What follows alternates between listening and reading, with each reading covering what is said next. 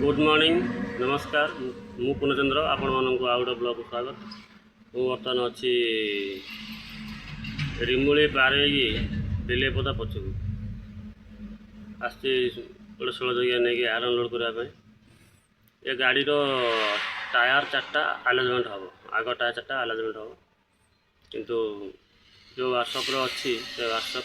In charge सहित रात कथा से कहला तुम डायरेक्ट रात आम वार्कशॉप को पलि आस वार्कशॉप आसिक रखीद सका फास्ट आवर कम हो देखु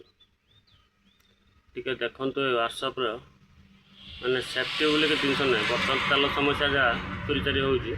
किंतु ये सेफ्टी बोल जिनस ना। ये हूँ वार्कशॉप ये हूँ वार्कशॉप किंतु ये सेफ्टी बोल किसी जिनस ना ये अच्छी आमर सिक्योरिटी